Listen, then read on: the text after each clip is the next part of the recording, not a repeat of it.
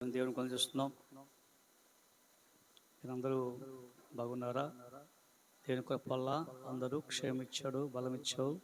కాబట్టి దేవుని కృపలో మనం భద్రపరిచాం. కాబట్టి ఒక్కసారిగా మన జీవితాలను చక్కబెట్టుకుందాం. ఈ దినాన అండి మనం ఒకసారి ఇద్దరు సాక్షులు చెప్పుకుందాం. ఇద్దరు సాక్షులు గ్రంథం 11వ అధ్యాయం చూడండి. ఇద్దరు సాక్షులు 11వ అధ్యాయం మొదటి నుంచి చూస్తే, మరియు ఒకడు చేతికర్ర వంటి కొలకర్ర తీసుకొని నాకిచ్చి నీవు లేచి అయ్యా అనగా మన భాష నుండి చేతి కొలకర్ర అంటే స్కేల్ లేక టేప్. ఆ టేప్ తీసుకొని ఒకరిని పిలిచాడు దేవుడు. ఇదిగో ఈ కొలకర్ర తీసుకొని ఏం చేయాలట?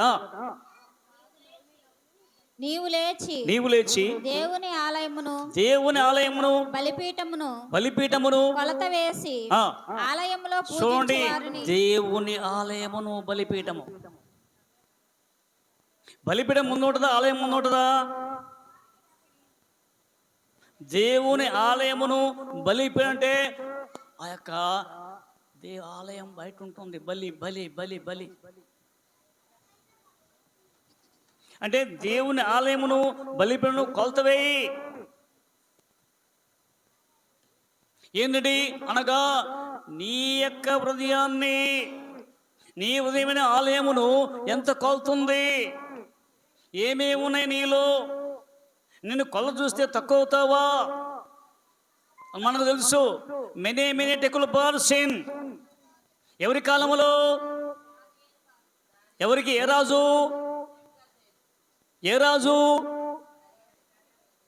దర్యావేషు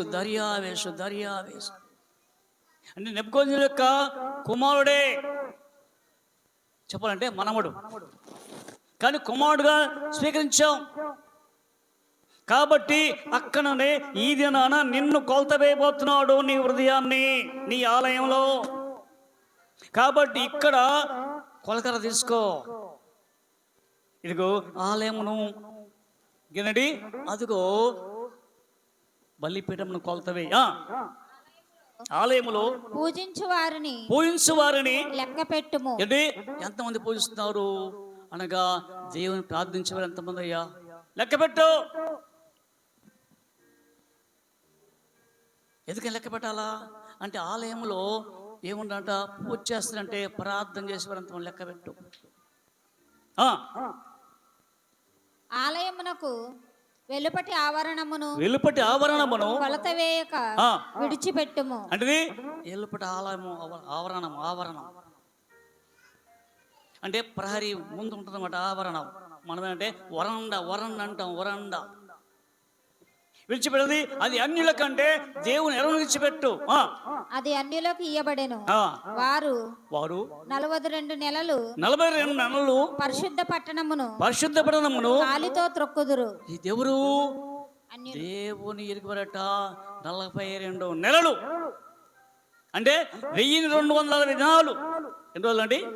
1260 రోజులు తొక్కాల. ఎందుకని అంటే వారు అపరిశుద్ధపరిచారట. అంటే దీని సారాంశం ఏంటంటే యుద్ధములు జరగబోతున్నవి. ఇద్దరు సాక్షులు అంటే ఆ యొక్క పరలోకం దిగొచ్చారు వాళ్ళు, సాక్షులు ఇద్దరు వచ్చి. ఎందుకంటే ఇక్కడ అంత్యకాలములో అంత్యక్రీస్తు పరిపాలన జరగబోతుంది కాబట్టి చెప్పాడట. 7 సంవత్సరాలు అంటే అదిగో అంత్యక్రీస్తు పరిపాలన జరుగుతుంది. కానీ ఆ యొక్క 7 సంవత్సరాలు 3 సంవత్సరములు అదిగో అంత్యక్రీస్తు పాలన. అంటే యుద్ధముల గురించి, యుద్ధ సమస్యలను గురించి ఉంటున్నాము. కాబట్టి చూస్తాను ఇప్పుడు అంటే అదిగో ఇజ్రాయెల్ దేశము అంటే ఇస్లాం దేశము, లెబనోను అండి అనగా ఆమాస్ హిజ్బుల్, లెబనోను అదే సిరియా, అషూరు ఎన్ని వచ్చినట.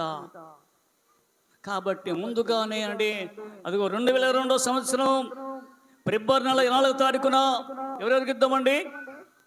రష్యాకు ఉక్రెయిన్కు యుద్ధము. 2023 సంవత్సరము ఎవరికి యుద్ధము? ఇశ్రాయేలుకును అదిగో ఇస్లాములకు. హమాస్కు యుద్ధం జరుగుతుంది ఏప్రిల్ నెల నుంచి. అది ఇప్పుడు 2024 సంవత్సరంలో ఏప్రిల్ నెలలో 1వ తారీఖు నుంచి అదిగో బాంబులు వేశాడు. బాంబులు ఇజ్రాయెల్ దేశం నుండి అది ఉత్సవం చేసుకుంటారు. అంటే పర్ణశాల మనం చేసుకుంటున్నారు వాళ్ళు. ఆ సమయంలో అండి తెలియని రీతిలో అదిగో హమాస్ వచ్చి బాంబులు వేసారట. ఇశ్రాయేలు సైన్యము అప్రమత్తంగా ఉంది. కాబట్టి అయితే వాళ్ళు మరలా తిరుగుబాటు చేసి అండి యుద్ధం జరుగుతుంది. అంతేకాదు ఇరాను అండి యుద్ధం ఉంది. లెబనానుకు అండి యుద్ధ ట్యాంకులు చేస్తున్నాడు.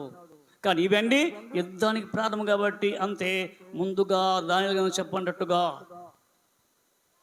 ఎప్పుడేది ఈ వార్త దేవుడు చెప్పాడు, నువ్వు వెళ్ళి లెక్కయ్య ఆవరణాన్ని 42 నెలలు అంటే 1260 దినాలు అపవిత్రపరుస్తున్న దేవాలయాన్ని. ఈ యొక్క అంత్యక్రీస్తు వచ్చి అయ్యా మీకు ప్రపంచ శాంతి చేస్తాను నేను. మీ శాంతి లేదు కదా, ఎందుకు మీకు తగలాడుకుంటున్నారు, ఎందుకు గుద్దులాడుతున్నారు? మీ వల్ల ఏం ప్రయోజనం లేదు. 2వ ప్రపంచ యుద్ధంలో ఎంతమంది చనిపోయారో తెలుసు కదా మీకు. కానీ నేనైతే మీకు శాంతినిస్తానని అన్ని దేశాలను సమకూర్చి అంటే ఎవరు చెప్పేది వాళ్ళు చెప్పాడట అంత్యక్రీస్తు. 300 సంవత్సరాలు వారికి అనుకూలంగా ఉంటాడు అంత్యక్రీస్తు. యూదులతో ఒప్పందం చేసిన యూదులతో అయ్యా మీరు దేవుని కట్టాలనుకున్నారు కదా, దేవుని కట్టండి. నిత్యము బలులు అర్పిస్తున్న దేవునికి అర్పించండి. కాబట్టి నేను మీకు శాంతినిస్తానని ఎవరు చెప్పేదో చెప్పాడట అంత్యక్రీస్తు. అయితే ఆ కాలంలో 300 సంవత్సరాలు దాటిన తర్వాత ఇప్పుడు అంత్యక్రీస్తు యొక్క వైఖరి చెప్తున్నారు ఇక్కడ సాక్షులు. ఎప్పుడైతే దేవాలయాన్ని అండి ఆ యొక్క పరిశుద్ధ దేవాలయాన్ని అన్ను తొక్కారట. అయితే అంటున్నారు చూడండి 3వ వచనమ్మా, నేను నా ఇద్దరు సాక్షులకు అధికారం ఇచ్చేదను. అయ్యా నేను అంటే 2 సాక్షులు అధికారము. ఎందుకని ఆ యొక్క ప్రకటన అంటే సువార్త ప్రకటించడానికి ఇచ్చిపోయాడట. చివరిలో 300 సంవత్సరాల ప్రకటన ఎవరు 2 సాక్షులకి ఏంటంటే ఇదిగో వారికి ప్రశంసమని అధికారం ఇచ్చేదను. వారు గోనెపట్ట ధరించుకొని 1260 దినాలు ప్రవచించుదురు. ఎందుకు ప్రవచించండి అనగా గోనెపట్టి కొట్టమంటే వాళ్ళందరి దగ్గర అయ్యా ప్రభు రానయ్యన్నాడు. 300 సంవత్సరాలు బాగానే ఉన్నారు. ఇక 300 సంవత్సరాలు శ్రమలు రాబోతున్నవి. ఈ 300 సంవత్సరంలో శ్రమలు కాడి మహాశ్రమలు రాబోతున్నవి. గోనె పట్ట కట్టుకున్నారు. ఎందుకని 2 సార్లు గోనె పట్టుకొని అంటే బూడిద పూసుకొని, ఎందుకంటే అందరూ చూసేలాగా పట్టణంలో ఉన్న అందరూ చూసేలాగున ప్రపంచం చూడలాగండి ఇలా గోనె పట్టుకున్నట ప్రకటించారు సువార్త. అయితే ఇలా సువార్త వాళ్ళు వినట్లా, అడ్డం చేస్తున్నట్టు అడ్డకం. అయితే వాళ్ళండి ఎలాంటి వాళ్ళంటే 2 ఒలీవ చెట్లుగా ఉన్నారు వాళ్ళు. ఇది సగలండి 2 ఒలీవ చెట్లు, 2 దీపస్తంభాలు. ఎవరు 2 సాక్షులు. ఒలీవ చెట్లు ఉంది, అది నశింపలేని చెట్టు. అదే లైఫ్ ఆఫ్ ట్రీ, జీవవృక్షము. అంటే జీవవృక్షం కలిగి ఉందంటే యేసు కలిగి ఉన్నారు 2. ఎప్పుడైతే యేసును కలిగి ఉన్న ఈ యొక్క 2 సాక్షులు చెప్తుంటే వాళ్ళట ఎదురు తిరిగారట. ఎప్పుడైతే ఎదురు తిరిగారో వారి నోటి అగ్ని వచ్చి కాల్చేసింది. ఎవరి నోటుండి 2 సాక్షుల నోటుండి అగ్ని. ఏంటి అగ్ని అంటే దేవుని వాక్యం కాల్చబడుతుంది. అందుకనే నా మాట అగ్ని లాంటిది అంటే బండ బద్ద చేసే సుత్యం అంటది. కాబట్టి ఈ మాటల నుండి కాలిపోయారు. సమ్మ వీరు భూలోకమునకు ప్రభువైన వాని ఎదుట నిలుచున్న రెండు ఒలివ చెట్లు దీపస్తంభములై ఉన్నారు. ఎవడైనను వారికి హాని చేయ ఉద్దేశం అంటే హాని అంటే చంపడానికి వచ్చాడు అనుకోండి. ఎవడైనను తనకు హాని చేయించినట్ట ఉద్దేశించిన ఎడల వారి నోట నుండి అగ్ని బయలు వెళ్ళి వారి శత్రువులందరినీ దహించి వేయండు. కనుక ఎవడైనను వారికి హాని చేయ ఉద్దేశించిన ఎడల అలాగున వాడు చంపబడవలెను. ఎప్పుడైతే హాని చేస్తాడో చంపడతారట అండి. మాకు తెలుసు ఈ వాక్యం అంతా ఎప్పటి నుంచో వింటున్నాం. మాకు తెలుసు అంటే అపవాది వారు చోరింది కాబట్టి, అపవాది అంతరం లోనయ్యారు కాబట్టి, అందుకనే వాళ్ళు తిరగబడితే వారు చంపడ్డారట. తాము ప్రవచించు దినములు వర్షము కురవకుండా ఆకాశమును మోయుటకు. ఎందుకని వాళ్ళు సువార్త ప్రకటించేటప్పుడట ఎంట్లేదట. చూడండి నేను చెప్తా ఆసక్తి. ఇది వర్షము కురవకుండా ఆకాశాన్ని మూసేస్తే ఏమవుద్ది అండి? ఏలియా ప్రార్థించగా ఎన్ని దినాలు ఎన్ని సంవత్సరాలు వర్షం కురవలేదు. 3.5 అంటే ఏంది మరి కురకపోతుందండి. మరి ప్రజలు ఎట్లాగా, మరి జీవనోపాధి ఎట్లాగా, పశువులకు మేత ఎట్లా, పంటలకు నీళ్ళు కావాలి కదా, మరి సేద్యకారులు ఏం చేస్తారు, ఏడుస్తారు కదా, మరి ఏంటి తిరగబడతారట. ఎందుకే చేస్తున్నది తెలియట్లా వాళ్ళకు. ఎదుగో ప్రజలకు తెలియట్లా అంటే ప్రపంచం అందరూ తెలియట్లా. వాక్యం తెలుసు కానీ దాని సారాంశం ఇది నాకు అనుకోవట్లా. కాబట్టి వర్షం కురకుండా చేస్తున్నారు. రక్తాన్ని ఏంటి ఆ యొక్క నీళ్ళు రక్తం మార్చారట. ఏంటి నువ్వు తాగటానికి వెళ్ళకు చెరువులకి, ఆడ రక్తం మారిపోయింది, తాగుతావా అంటే ఇవి శ్రమలు. వెళ్ళనుకోండి తెగుళ్ళు. ఎప్పుడైతే ఇలా జరుగుతున్నాయో చూసారట, వాళ్ళకు మార్పు లేదు. ఎంత చెప్పినా కానీ ఎందుకు ఇవి అన్నీ తెలియట్లా. ఎవరికి ప్రజలకు మనకే తెలియట్లా. వింటున్నాం, ఇంత సంవత్సరాలు చూస్తున్నాం అండి. భూకంపాలు జరుగుతున్నవి, కలువు రాబోతున్నవి అండి. ఒక జనం మీద జనము, రాజ్యం మీద రాజ్యము రాబోతుంది. కానీ మనకేం తెలియట్లా. మన ఇంట్లో ఉన్నాం కదా, మనకేం లేదు. కాబట్టి ప్రభు క్రీస్తు చెప్తున్నాడు ఇక్కడ సాక్ష్యం పంపించి, ఎప్పుడైతే మార్పు చెందాలని దేవుని యొక్క ప్రేమ. ఎందుకంటే అదే దేవుని కృప అంటే ఇదిగో రక్షణ పొందాలి ప్రతి ఒక్కరూ మార్పు చెందాలి దేవుని యొక్క ప్రేమ. కాబట్టి వెళ్ళలేదట. అయితే ఇలా ఉన్న తర్వాత ఎప్పుడైతే వెళ్ళి నోటి నుంచి అగ్ని వచ్చిందో, ఎప్పుడైతే వర్షము కురవకుండా ఆకాశాన్ని మూసివేశారో, ఎప్పుడైతే ఆ యొక్క చెరువులు కానీ నదులు కానివ్వండి రక్తమయమేయో తాగటానికి, మూడోది తెగుళ్ళు, రోగాలు వచ్చారట. అంటే రోగపీడిచాలని చనిపోయారు. కాబట్టి ఇక్కడట ఎప్పుడైతే 1260 దినాలు సువార్త ప్రకటించాడు. ఎవరు? 2 సాక్షులు. తరువాత అంటే భూమిలో నుండి క్రూరము వచ్చిన బయటికి ఎవరండి? భూమిలో నుండి క్రూరం వచ్చి వారిని యుద్ధం చేసిన వాళ్ళంది. యుద్ధం చేసి ఇద్దరిని చంపేసింది. ఎవరిని? 2 సాక్షులు. అయితే ఇక్కడ ఎప్పుడైతే ఇలా చేశారో ఆ స్థలమట సొదొమనియు గొమొరానియు అని పేరట. అక్కడ ఏ స్థలము? అక్కడ చంపడిన వారి యొక్క శవాలు సొదొమ గొమొర్రా. సొదొమ ఎలాంటిది అంటే సొదొమ మనుషులు ఎలాంటి వాళ్ళండి? అయ్యో, 2 దూతలు వచ్చి ఆ సొదొమ పట్టణం ప్రవేశిస్తే లోతును ప్రవేశించే వీళ్ళు వెళ్ళి పాపము చేయటానికి ఎంతో చుట్టుముట్టారు. వృద్ధులు, బాలురు, యవనస్తులందరూ చుట్టుముట్టి, అంటే అలాంటి పాపం కూర్చున్న వారట.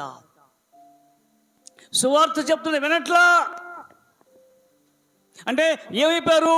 సొదొమ పట్టణం గురించి ఏమైపోయారంటే, అందుకని చూడండి హెజ్కేలు గ్రంథంలో 16:49 అక్కడ అంటే ఇద్దరు అక్క చెల్లెలు ఉన్నారు. అక్క చెల్లెలు అంటే అక్క చెల్లెలు ఉన్నట్ట ఎక్కడ హెజ్కేలు గ్రంథంలో. కానీ ఇక్కడ చెల్లెలు విషయం చెప్తున్నాడు. ఎవరు? హెజ్కేలు. చూడండి 49 వచ్చిన.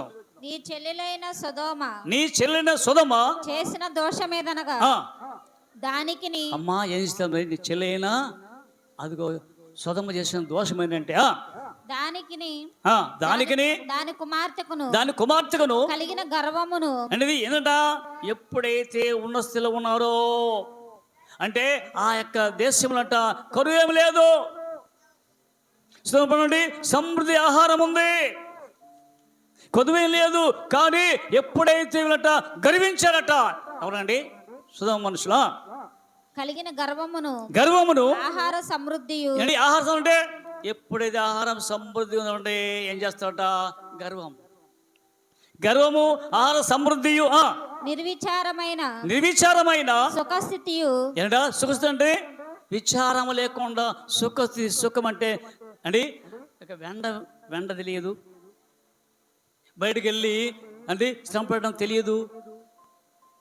సుఖస్థితి అంటే ఎప్పుడు నెమ్మది నెమ్మది నెమ్మది. కష్టం తెలియదు, బాధ తెలియదు, ఇబ్బంది తెలియదు, శోధన తెలియదు. ఎవరండి? సొదొమ మనుషులట. సొదొమ మనుషులు.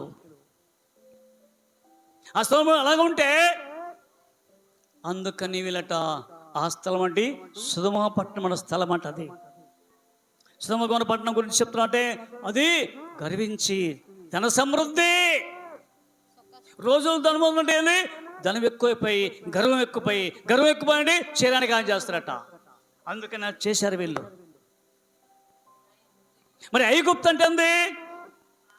ఐగుప్తు కూడా అంటే ఆ ప్రపంచం మొత్తంలో ఐగుప్తు ధాన్యం ఉంది, ధన సంపదలు ఉన్నవి.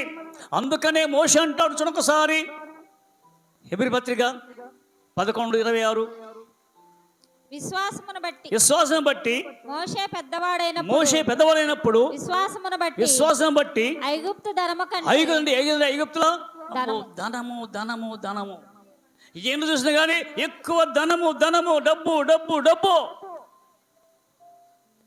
అది డబ్బు ఉంది కానీ విశ్వాసం బట్టి ఐగుప్తు ధనము కంటే క్రీస్తు విషయమైన నింద గొప్ప భాగ్యమని ఎంచుకొని అల్పకాలము పాపభోగము అంటే ఏమన్నది ఇక్కడ? పాపము భోగము. సోమరు ఉంది, సోమర పట్టణము, అది కూడా పాపభోగమే. కాబట్టి ఈ స్థలం నుండి సొదొమ పట్టణం అనియు ఐగుప్తు అనియు అక్కడ మన ప్రభువు యేసుక్రీస్తు సిలువబడిన స్థలము. ఏ స్థలం అండి? భూమిలో ఉండి వచ్చి ఆ క్రోధం వచ్చి చంపేశారట. ఇద్దరు సాక్షులు. ఎవరు చంపేశారు? ఏ పట్టణంలో? సొదొమ పట్టణము అండి, ఐగుప్తు పట్టణము అండి. ఇక్కడ యేసుక్రీస్తు సిలువబడిన స్థలం అంట. ఆ స్థలము అంటే ఎందుకని మనకు చూపించే ఈ 3 దృశ్యాలు ఎందుకంటే, అమ్మా దేని బిడ్డరా, తల్లులారా, బిడ్డలారా, కుమారులారా, ఒక్కసారి అదిగో ఆ యొక్క ఉగ్రత రాకముందే యేసుక్రీస్తు నీ కొరకు సిలువబడ్డాడు. నీ పాపములు, నీ శాపములు, నీ దుర్మార్గత, నీ దుష్టత్వము వేస్తున్న అన్ని పోవటానికంటే ఆయన సిలువలో రక్తం కాస్తున్నాయ్యా. నేను తరగరా, నేను అక్కడ సమీపం ఉంది, ఇప్పుడు మాపు చెందుతావా? ఇద్దరు సాక్ష్యం అన్న మనకేంటి అంటే మన జీవితం చక్కబెట్టుకోవాలని యొక్క వాక్యం. ఎప్పుడైతే ఆ స్థలములో సిలువ వేసిన స్థలం ఉందట, అక్కడ ఆయన మన్నుటండులో ఆకాశం భూమి ప్రేరాడొచ్చు అంటే రక్తము రక్తము రక్తము నీళ్ళుగా మారిపోతుంది. దేనికోసం? మనందరి క్షేమము కొరకు. పాపము లేని ఆయన పాప సైదుడైపోయి నీ కోసం నా కోసం భూలోకి ఏదించి ఆయన వెళ్ళిపోయి మళ్ళా రానయ్యున్నాడు. ఆ సమయంలో ఇద్దరు సాక్షులు చెప్పారట.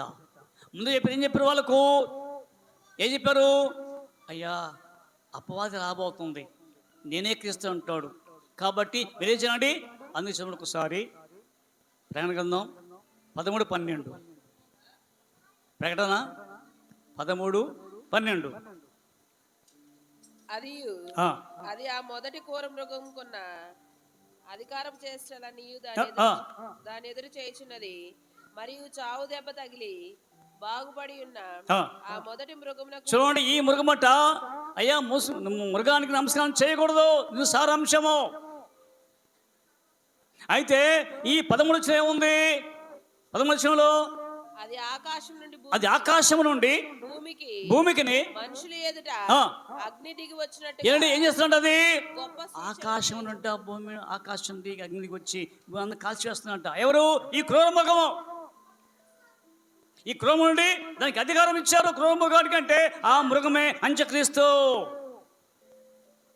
అంతేకాదు, ఇదిగో ఆ 16వ వచనంలో 600 ముద్ర వేసుకున్న వారికి మాత్రమే క్రయ విక్రయములు. అంటే ముద్ర వేసుకోకూడదు. ఈ చెప్పినప్పుడు ఈ ప్రకటన చెప్పాడా, చెప్పి వాక్యం చెప్పాడట సాక్షులు.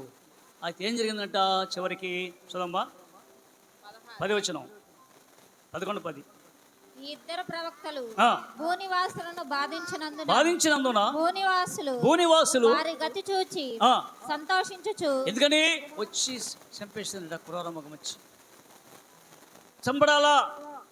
అయితే అనేక చూసిరట. చూసి, రే మమ్మల్ని బాధించే కదరా, నీ ఇంటి నుంచి అగ్ని వచ్చి చాలా మంది దహించదు కదా, ఆకాశం వర్షింపకుండా భూమిని ఆకాశం మూసేశారు కదా, రక్తమును నీళ్ళు రక్తం మార్చావు కదా, తెగుళ్ళు వచ్చావు కదా, నీకు ఈ స్థితి గతి కావాలని అందరట సంతోషిస్తున్నట. ఎందుకని? వాళ్ళ శవాలు సంత వీధులు పడిన సంత వీధుల్లో 3.5 రోజులు అక్కడే ఉన్నాయి. ఎక్కడ? సంత వీధులు అంటే ఆ మార్కెట్ ప్లేస్లో. అంటే జనసాంద్రత కలిగిన అంటే మార్కెట్ ప్లేస్ అంటే ఎందుకు వస్తారు? మార్కెట్ ప్లేస్లో అందరూ కొనటానికి వస్తారు, తీసుకెళ్ళడానికి వస్తారు. కానీ ఆ మార్కెట్ ప్లేస్లో అట సేవలు పడినట. భూనివాసులు వారి గతిని చూసి సంతోషించుచు. ఎందుకు సంతోషం?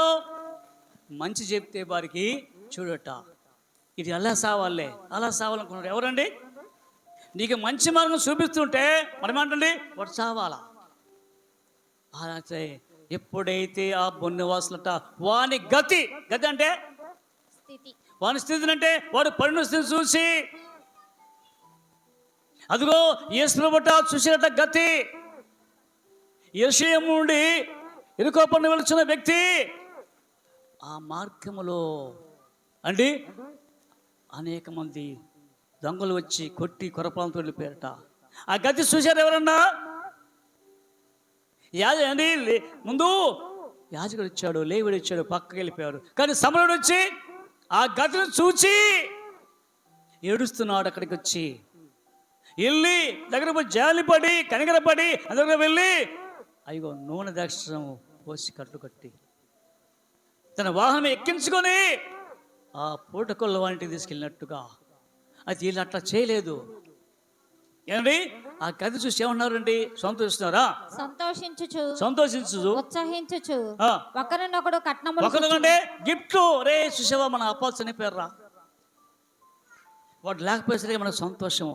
మనం లగ్జరీ తీసుకుందాం, లగ్జరీ. కాబట్టి ఒకరినొకరు కట్నం పుచ్చుకుంటాట. అయితే ఆ 3 దినములన్నర తర్వాత పిమ్మట దేవుని యొద్ద నుండి జీవాత్మ వచ్చి. ఎప్పుడైతే సేవలు పడినట 3 దినముల తర్వాత పరలోకమున దేవుని ఆత్మ ఆత్మ ఆత్మ జీవాత్మ వచ్చి వారిలో ప్రవేశించారు. వాళ్ళు ఎవరిలో? 2 సాక్షులు. ఎవరండి? ఏలియానియు హానోకులు. ఎందుకని వెళ్ళిపోయారు పరలోకానికి? చనిపోయారా? అందుకనే రక్త మాంసంతో వెళ్ళకూడదు. ఈ రక్తం కలిగిన ఎవరు? హానోకు దేవునితో నడిచి వెళ్ళిపోయాడు. హానోకు అగ్నిరథములు చెల్లిపోయినవి. చూస్తూ ఉండగా ఎవరు చూస్తుండగా ఎలీషా. అదిగో ఆ యొక్క ఎలీషా చూస్తుండగా వెళ్ళిపోయాడు. అగ్నిరథాలు వచ్చి అడ్డుపడినవి, కనపల్లా మేఘమ్మకి వెళ్ళిపోయారు. కానీ ఇక్కడైతే ఎప్పుడైతే దేవుని యొక్క జీవాత్మతో జీవాత్మ వచ్చి వారిలో ప్రవేశించను గనుక వారు పాదములు ఊని అంటే నిలిచి. పాదములంట ఊంటమంటే అయ్యో సపోర్ట్ భూమి. ఎలా వచ్చింది జీవాత్మ? వాళ్ళు ఏమి లేదు అంతకుముందు. నీకే ఎన్నుకోలు ఉన్నాయట అక్కడ. ఈ బ్రతుకు గలవా? ప్రభా నాకేం తెలుసయ్యా, నీకే తెలియదు. ప్రవచనం ఎత్తిలాగా ప్రకటన చేయి. 5 వచ్చిన ఈ ఎముకలకు ప్రభువైన యెహోవా సెలవిచ్చినదేమనగా మీరు బ్రతుకున్నట్లు నేను మీలోనికి జీవాత్మ రప్పించుచున్నాను. మనకేందండి? జీవాత్మ ఉందా? ఏంటి? జీవం ప్లస్ ఆత్మ, జీవాత్మ. ఎప్పుడు బొమ్మగా ఉన్న నీవు, మట్టిగా ఉన్న నీవు తజస్సు ఉంటే, అందుకనే ప్రాణగంధం ఆ యొక్క ఆదికాండం 2:7 చూడండి. ఆదికాండం 2:7లో అదిగో మట్టి చేశాడు, సౌర్మ చేశాడు. కానీ వాళ్ళు జీవాత్మ ఊయగా ఏమండి? జీవాత్మ ఊయండి, జీవాయన ఊదగా అంటే breath of soul. Breath of life అంటే బ్రీత్ అంటుంది శ్వాస శ్వాస శ్వాస. అమ్మో ఇంక లేదండి, ప్రమాదం అంటే అండి. ఆ బ్రీత్ అంటే బ్రీత్ అంటుంది, ఆ శ్వాస అంటుంది. శ్వాస అంటే ఊపిరి ఊపిరి ఊపిరి ఊపిరి. బ్రీత్ ఆఫ్ లైఫ్ అంటే ఇక్కడ శ్వాస అంటే ఇక్కడే ఉంది. జీవాత్మ అన్నాడు ఇక్కడ క్లియర్గా హెజ్కేల్లో. జీవాత్మ ఎప్పుడైతే పంపాడు హెజ్కేల్, ప్రభువైన యెహోవా సెలవిచ్చినదేమనగా మీరు బ్రతుకున్నట్లు నేను మీలోనికి జీవాత్మను రప్పించు. ఎందుకంటే ఇప్పుడు పరిశుద్ధాత్మ కాలం ఉన్నాము. ఇంకా ఒకవేళ నువ్వు చనిపోయిస్తూ ఉన్నావేమో, కాబట్టి నీకండి జీవాత్మ ఇస్తాడు. జీవాత్మ ఆత్మ ఉంది మనకు. ఏముందా మనకు? ప్రతి వారికి ఆత్మ ఉంది. జీవం లేదా? జీవం ఉంటుంది. ప్రాణము ఆత్మ ఉంది, పరిశుద్ధాత్మ లేదు. ఏముంది? జీవం ఉంది, ప్రాణం ఉంది. జీవం ఉంటుంది, జీవమే ప్రాణము, ప్రాణమే జీవము, ఆత్మ. కాబట్టి ఇక్కడ దేవుని ఆత్మ వచ్చిందంట, అంటే పరిశుద్ధాత్మ వచ్చింది. అంటే ఈ ఆత్మ వెళ్ళిపోయింది, మళ్ళీ దిగి వచ్చింది కిందకి. ఎప్పుడైతే వీరు చేతులు ఊని పైకి లేచారట, భుజలందరూ చూస్తున్నారు. అమ్మో ఏంటిది? 3.5 దినాలు ఇక్కడే పడున్నారు కదా, ఎలా లేచారు? ఎలా వచ్చింది? ఎలా బతికారు? ఆశ్చర్యం అయిపోయిందట. పాదములు ఊని నిలిచిరి. వారిని చూచిన వారికి మిగుల భయము కలిగెను. ఎందుకు భయము? ఇప్పుడట అయ్యో ఈ చెప్పిన సువార్త వినలేదయ్యా, ఈ సువార్త మేము నమ్మలేదు. ఇప్పుడు శ్రమ రాబోతున్నవి. ఈ 3 సంవత్సరంలో అంటే అర్ధవారము ఒక అర్ధవారం అయిపోయింది.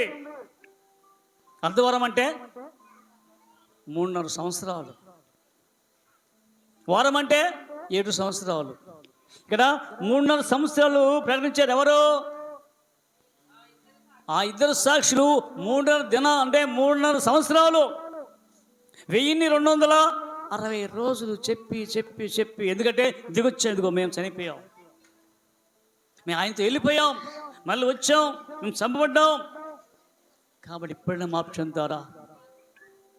ఎప్పుడైతే ఇక్కడ జరుగుతుందో అప్పుడట యూదులందరూ తెలుసుకుంటారు. అయ్యో యూదులు నమ్మరు ఎవరిని? యేసు నమ్మరు. నమ్మింది ఎవరు?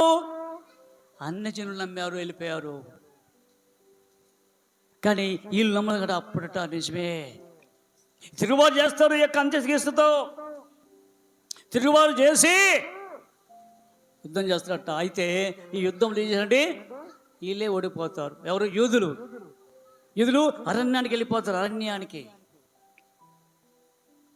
అండి, అరణ్యానికి వెళ్ళిపోయారు. అప్పుడు 3.5 సంవత్సరాలు అరణ్యంలో ఉంటారట. అది అపోదంటే నా దగ్గర ఉండి వెళ్ళిపోయాడు అంది.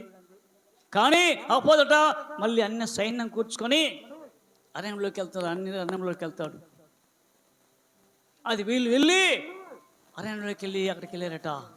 అరణ్యంలో అది ఒలివ కొనదు కింద ఉండి ప్రార్థించిన, ప్రభా నువ్వు మా కోసము తండ్రి, నీవు సిలువబడే మాకు తెలియదయ్యా, మిమ్మల్ని చంపామయ్యా, మేము నీ మాట వినలేదయ్యా, నీవు ఎన్ని చెప్పినా కానీ నువ్వు క్షమించి దేవుడవని, నువ్వు కరుణించి దేవుడవని, పాపం రక్షించి దేవుడవని మేము వినలేదయ్యా. కాబట్టి ఇదిగో అపవాది ప్రక్కన వస్తుందయ్యా యుద్ధం చేయటానికి. సర్వలోకం అంతా ఒకటైంది, యూదులందరూ ఒకటయ్యాయా. కాబట్టి ఆ యొక్క ఒలివడికి వచ్చిన తర్వాత ఎప్పుడైతే కొండ దగ్గర వచ్చారో వీడు వస్తామంట. ఎవడు? అంత్యక్రీస్తు వెంబడించడానికి. ఇంకా నేనే సర్వాధికారి అనుకున్నాంట. కానీ చివరికి ఆ కొండ ఈ యొక్క ప్రార్థన విని దేవుట ఒలివ కొండ 2 భాగం చేశాడు. తూర్పు పడమటికి ఏంటి, తూర్పు పడమటికి 2 పాయలు చేస్తే అక్కడ లోయ, దాని యెహోషాపాతు లోయ. ఆ లోయలోకి దాచిపడ్డారు. సైన్యవస్తులకి దేవుడట చూసి అదిగో అగ్నితో వారిని కాల్చేశారు. అంటే నోటి ఊపిరి చేత, నోటి గాలి చేతని వాళ్ళను చంపడ్డారు సైన్యం అంతా. ఇక్కడ అంత్యక్రీస్తును పాతాళములో పడవేయటానికి సిద్ధంగా ఉన్నాడు. కాబట్టి మనకేంటంటే ఇక్కడ ఎప్పుడైతే ఆ యొక్క మనుషులు చెయ్యి అంటే పూని లేచారో సమ్మా ముగిదో వారిని చూచిన వారికి చూసిన వారికి మిగుల భయం కలిగెను. అప్పుడు ఇక్కడికి ఎక్కిరండని పరలోకం నుండి ఒక గొప్ప స్వరము తమతో చెప్పుట వారు విని, రండి ఇక్కడికి రండి, పరలోకం రండి. గొప్ప స్వరం అంటే అందరికీ వినబడినట్లుగా మేఘారులై పరలోకమునకు ఆరోహణమైరి. ఎట్లయిపోయారు? యేసు ఎత్తుకెళ్ళాడండి. అపోస్తలుల కార్యం 1:7 చూడండి. అపోస్తలుల కార్యం 1:9 నుంచి త్వరగా.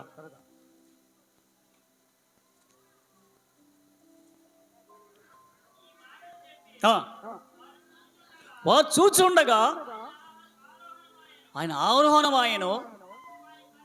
అప్పుడు ఆయన కనులతో కనబడకుండా ఒక మేఘము, ఏమండి మేఘం వచ్చి ఏమనండి ఎవరిని?